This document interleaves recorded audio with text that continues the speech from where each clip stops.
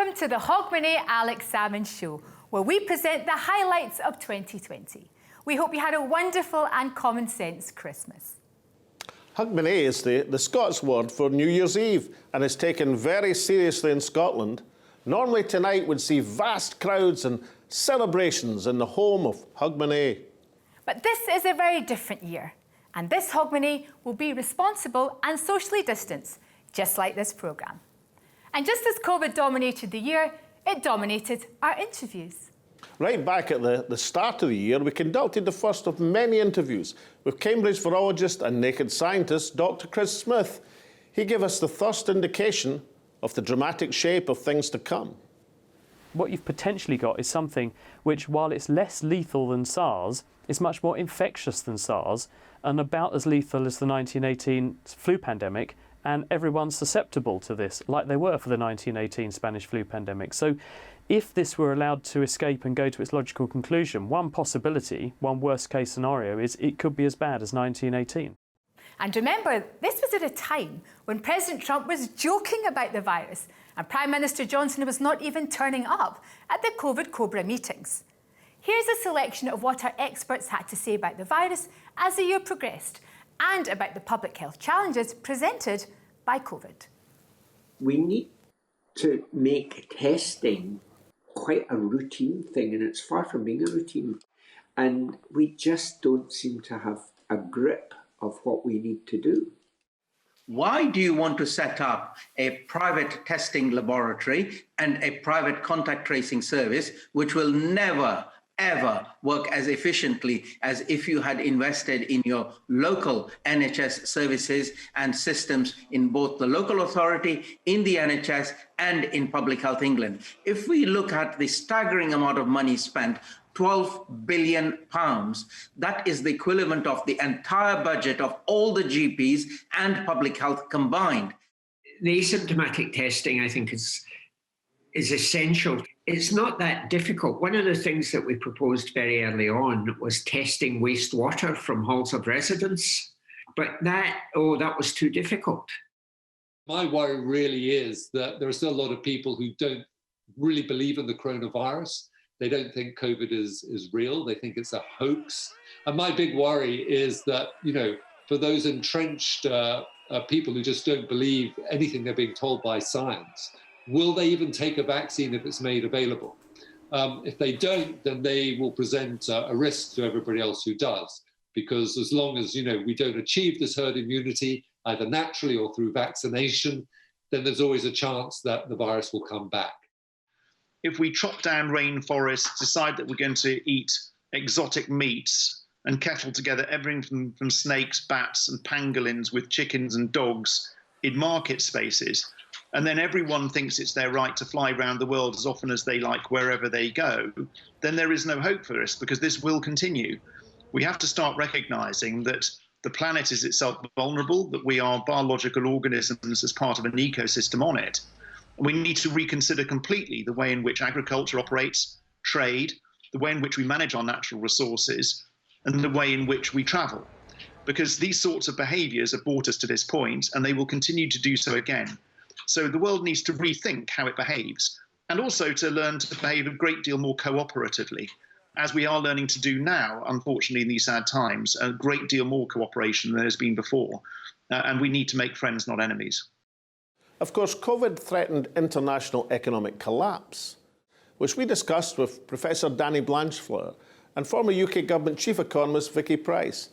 But could it be that the psychological impact on a population struggling with successive lockdowns may be the long-term time bomb of the pandemic? A subject we raised with Lisa Cameron, MP.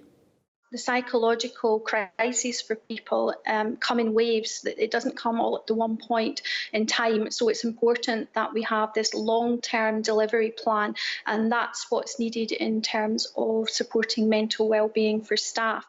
Know that if you're feeling really stressed and anxious, that's completely normal. So you've had 6 months now of your prefrontal cortex, which is an area of the brain which is all about higher thinking, critical analysis, being able to solve problems. It's really been impacted on because you've had stress and anxiety, which is only meant to occur momentarily. And what happens is that area of the brain gets impacted on it, and your amygdala, your instinct area, kind of takes over. So know that if you've not been feeling great, if you've not been thinking clearly, as things hopefully get back to normal, you'll just automatically start to get a lift in that area, and that will translate to you feeling a little bit better.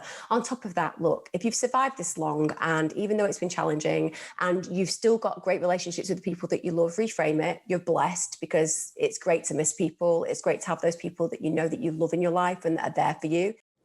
Of course, while many countries struggled with COVID, a few handled it well. South Korea, New Zealand, and the tiny Faroe Islands, which we described as the light in the north.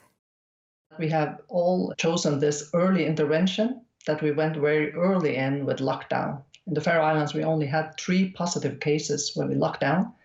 We have traced all the cases, found the people who have been in contact with people who have tested positive, and that we have put people into quarantine. We're living in a world where there's a huge amount of, and in fact, growing transmission of this virus, and we cannot be at all complacent about it. And we need to really keep managing our borders and keep doing large amounts of testing in New Zealand and make sure our tracing systems, contact tracing systems, are working well as a backstop measure. And thankfully, at the end of the year, we've got Chris Smith back on again with Professor Luke O'Neill. They were able to proclaim a triumph of science to give us all hope for the future. Here we are, less than a year after we first discovered this virus existed, and we've got the genetic code, we've understood its biology, and our scientists have invented not one but possibly 40 different vaccines. There are 3 which are nearing the finishing line in the UK. This is really exciting, and not just really exciting science but really exciting medicine. These things look to be very, very effective. Let's hope they're really, really effective in the really long term. But for now, if we can carry on this trajectory, then yes, I think this is, as Boris Johnson said, is the beginning of the end. It is remarkable, Alex, as Chris said. I mean, to have all these vaccines now at hand is an incredible achievement for science and medicine, obviously. There's at least 8 predicted by, say, June of next year that EMA could well approve. Same order as the MHRA, of course. We'll see the Pfizer one. Moderna will be next. Then you've got Sanofi. They're coming up, Johnson & Johnson, Novavax. And then, as you mentioned, Alex, there's the Russian one, which seems to be highly efficacious, and the Chinese one. So one prediction is by the middle of next year, there may be as many as 8 vaccines available for use in the European Union.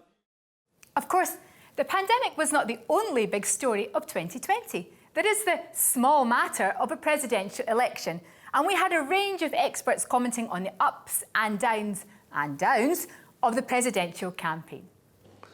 President Trump, it would be fair to say, is not my nip of whiskey. However, he has a doughty defender in Jenna Ellis, albeit anthropologist Wade Davis sees in the Trump presidency the end of the American era. One of the biggest issues that the campaign is working on right now is election integrity. We filed lawsuits in a wide variety of states to make sure that the protections and the safeguards around the ballot box are secured for every voter. And so regardless of who any one person is supporting, it is a fundamental protected right and privilege in America to be able to cast a ballot for those who will represent us. And so these lawsuits are for the purpose to make sure that we preserve and protect the sanctity of the ballot and make sure that every eligible voter in the United States has access to the ballot, votes once, and that their vote is counted. When I say that America is at the end of an American era, look, I mean, I don't wish that. We'll be nostalgic, as I say, for the American century and the best parts of it. But remember that all empires are born to die. As a journalist at the Irish Times said so poignantly, people have had many feelings about America over the years, but they've never, ever, ever felt pity for the United States. And as health workers desperately awaited relief flights of basic supplies from China, I argue that the hinge of history moved to the Asian century. I think Democrats are worried about this peaceful transition of power. I think Republicans are worried about it too. I think only the folks who are the most diehard Trump supporters, who support Trump over the notion of our democracy, are fine with his comments about fighting this on multiple levels, even if it seems to be legitimate. I think everybody else is worried about the prospect of him staying when we all believe that someone else won the election. Can you see Senator Biden as anything more than a transitional figure? He's not likely, as we'd say in Scotland, to set the heather on fire, is he? Yeah, I think that's a great question. And I think that you're right that he is probably a transitional figure. And I think he knows that. I think the Democrats have made their peace with that. I think that a part of the reason that we had such an intense debate about the vice president and who would be vice president was because everybody understood that the person named vice president would have a setup to be the president in the next election. One of the key issues to emerge this year, powered by the pandemic and the killing of George Floyd in Minneapolis, was a resurgence of the Black Lives Matter movement. We spoke to some of the key players, including grieving mother Darlene Kane, activist Taylor Ulmer, and Professor Jeffrey Palmer. And the word players should be taken literally, because one of the most articulate advocates was former England football internationalist John Barnes. And of course, Black History Month is about empowering young Black kids to understand that their history is varied, and you have excellent Black people in the past from an intellectual point of view, scientific point of view, who have done great things. But this is what we've been doing for a long while. We've been trying to influence young Black kids to see their heroes, not just as boxers or footballers, as seeing them as intellectuals, seeing them as a scientist. So that's what we do. More importantly, Black History Month shouldn't be for Black people. It should be for white people, because white people have to understand the history of Black excellence from an intellectual and moral point of view. We need white society to see us as equal, not for us to see ourselves as equal, because I know we're equal. Don't underestimate the systemic nature of racism. And I just feel programs like this help, because the university, they haven't done their jobs. The schools have not done their jobs. And it's probably not the school's fault. I think we need government to say to schools, get this in your curriculum. I think that it has been extremely inspiring to see the global outpouring, to having, friends send me from Liberia pictures of people protesting, from Brussels to Brazil it literally has become a global movement. And with that being said, I think that the movement has been coined Black Lives Matter, Black Futures Matter, Black Love Matters. But matter is just the minimum. Black lives are cherished, they're beloved, they're important, and they're essential to the world in much the same way as all other lives. But right now, we're focusing on Black lives because they have been disproportionately impacted. Join us after the break to take a look at some of our other highlights from this momentous year. We'll see you then.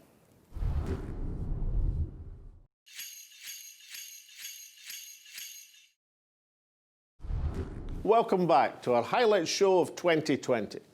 Now, Brexit, like the poor, is ever with us. The debate raged on throughout the year, but under the shadow of the pandemic. We discussed it with Britain's longest-serving Euro MP, Claude Moraes, and the independent-minded Scottish nationalist and Eurosceptic, Alex Neil MSP. This is how the argument was deployed. As you're aware, the Prime Minister is having some sort of light show in the Downing Street tomorrow to mark Britain's departure. Is there any ceremony taking place in the European Parliament? Is there anything to mark Britain's leaving of the institution? I think the way that European Parliament authorities have played this has been very mature and sensible. They're not celebrating because they don't believe there's anything great to celebrate. And I was quoted in The Observer on Sunday just explaining why that's a better way to do it than light shows and so on, when you've still got a divided country and people who feel very bruised by this decision.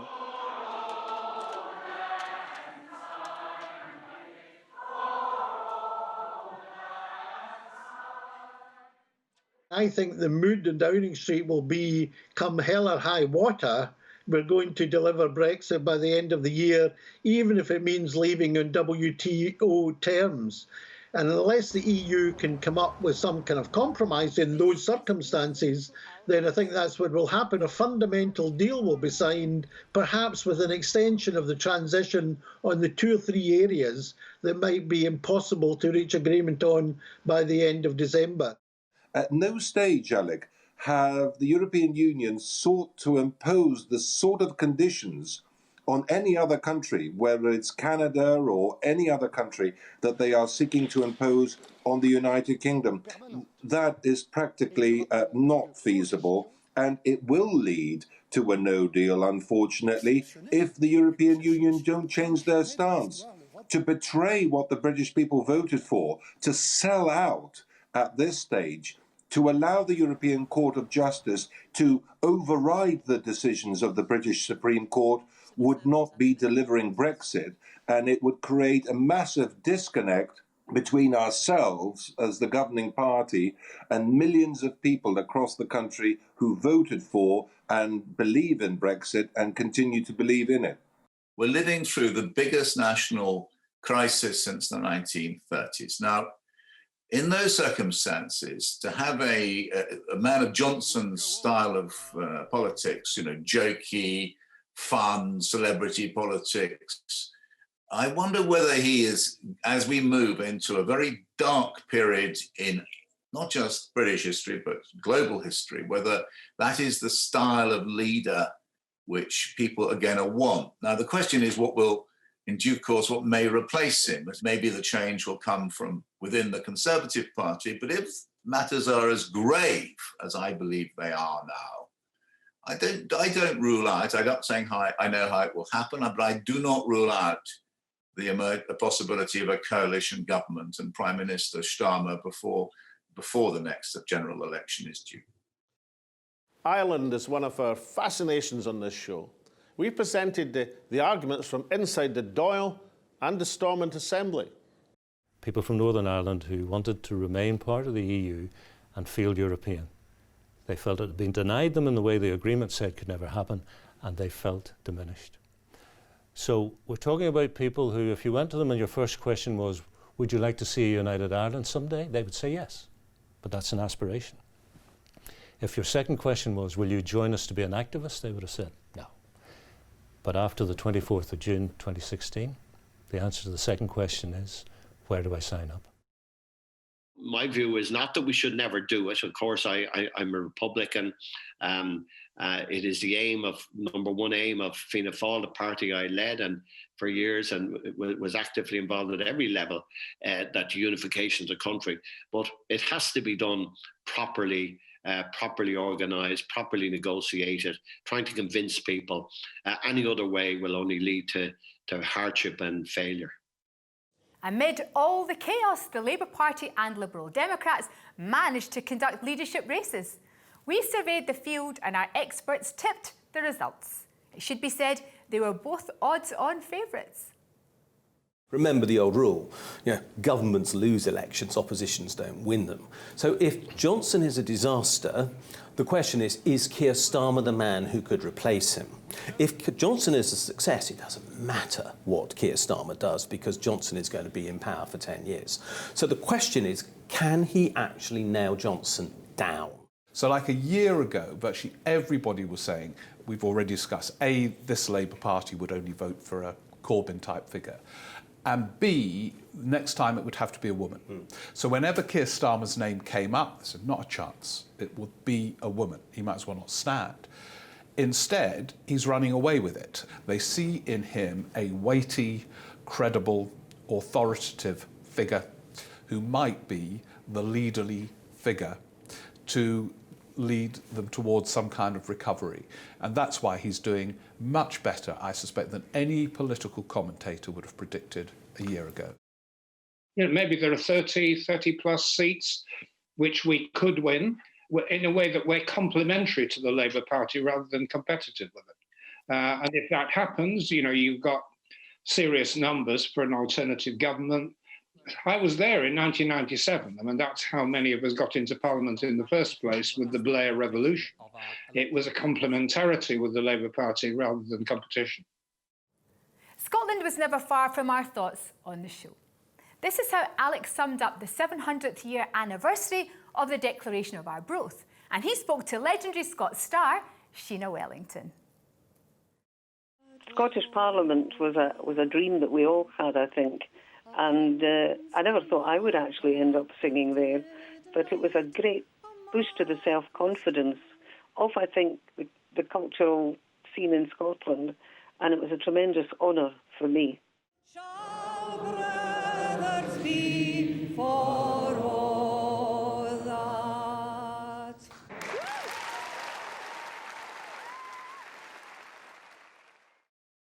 The Declaration of Arbroath is 700 years old. It is a medieval document. It was sealed, not signed. It wasn't emailed to Avignon. It went by ship and by horse and took weeks to get there. But for all it's an ancient document, it's very modern in its concept. Firstly, it's sophisticated. All the stuff about the history of the Scots, that's there for a purpose. That's to establish the credentials of Scotland. Got here before the English, according to the Declaration. The language is learned. It tilts a cap at the Roman historian Sallust. It quotes from St. John the Divine that all people are created equal. It reminds the Pope that that should be the case. These are interesting concepts. But even more interesting is two things about the document. Firstly, it seems to go beyond the usual feudal medieval caste list of the barons, the nobles, good King Robert, the clergy who wrote the document. It talks about something called the community of the realm. And if the community of the realm can't be the feudal caste list, so it has to be something else. It's a sort of embracing that there's something beyond that. There's something which we currently term the people. And then, most revolutionary of all, it suggests what the people, the community of the realm, might do if good Lord Robert doesn't come up to snuff and doesn't fulfil what he's meant to do, doesn't protect Scotland against the English, then they'll get rid of him and get someone else in. Now that seems to be some sort of look at a contractual relationship between the government and the governed, or what we might term in modern days popular sovereignty. Now that is a concept which in the modern world has decided the fate of nations. It's a concept which might still decide the fate of Scotland. But what of Scotland's future? We had a range of guests articulating the route forward for this restless nation, including Professor Tom Devine, Ken McCaskill MP, Billy Kay and economist Robin McAlpine. This is how veteran commentator Ruth Wishart saw things at the start of the year. Well, I mean, I think the general consensus with which I agree, Alex, is that there will be no referendum in 2020. Apart from anything else, we learned this week from the Institute for Government that for one to happen, just in terms of the logistics, there would have to be an agreement on a Section 30 order by April, and that ain't going to happen. So there's not going to be one this year. The 2021 Scottish general election is effectively the referendum, the next referendum on independence. But the problem with that is that even if they win and win big, the Scottish Government, you still have the not inconsiderable problem of Boris saying no. But if politics is an art, not a science, then what about the art of politics? Two of our most popular shows featured the work of artist Gerard Burns and through the lens of legendary photographer Harry Benson, the man who's photographed every American president since Dwight D. Eisenhower. When asked, why the saltire, when I made that painting, I would probably have described myself as being apolitical. It wasn't intended to be a political statement. Basically, I love the saltire because I'm Scottish. And as an artist, you're looking all the time for things that pop out at you. You're looking for that thing that catches your eye again and again. And everywhere I went in the world, whenever I saw photographs, the saltire just jumped out at me. So for me, it was almost a case of, I can't believe anybody, people aren't doing something with this. Photographed him maybe 40 years. I said to him, Donald, I'd like to come over and photograph you in the White House. And he said, no. I said, well, Donald, I've known you for over 40 years. And you're saying no? Because he didn't like the picture you took with him with all the money, I understand. He wasn't too happy with that picture. Well, it did show greed, and he offered it. I said, because he had taken over a casino. I said, it's wonderful, Donald, all that money. He said, I can go in there and I can get $1 million right now, and it's mine. And I told him, I said, I've never photographed $1 million. I don't think I've ever seen it. And he said, you've got it. And he wanted it to be actually $1 million, and it was. I didn't want any fake picture. Finally, at the year end, we paid tribute to those we have lost. We featured the life and contribution of non-Irish peacemaker John Hume and the world's most famous Scot, Sir Sean Connery. Screen legend, the world's most famous Scot, the definitive Bond, demon golfer, Sean Connery was all of these things and much, much more. To me, he was a loyal, steadfast friend over more than 30 years. When I took this show on some 2-3 years ago, the one person I really wanted to interview was Sean Connery, and he readily agreed, but circumstances in health have prevented that happening. And the reason was that of all the interviews that Sean did over the years, all the things that were written about him, I only read one from the Scottish author Willie McIlvanney, which got close to capturing the essence of Sean Connery. Because this was not just a great personality, a great movie star. This was a great human being, a deeply, deeply humanist, funny, ironic human being, with great views on life and everything else, and never frightened to express them. In my life, I've been privileged to meet a few great people, but only a few. And one of these was Sean Connery. Now, in times to come, we'll get the opportunity to do a proper tribute to Sean. But in the meantime, for Lady Michelin and the family, our condolences. For the rest of us round the world, a light has dimmed in our universe, but it will shine on in our memories and hopes for the future. Goodbye, Sean.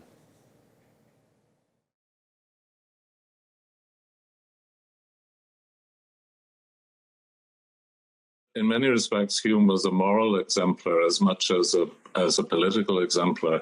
I mean, he was absolutely steadfast and unshakable in his opposition to political violence during some extremely difficult times. And, that part of his legacy, I think, is really precious and should be revered, because he came through a lot of very, very hard times. I think his legacy will be seen in moral terms exemplary.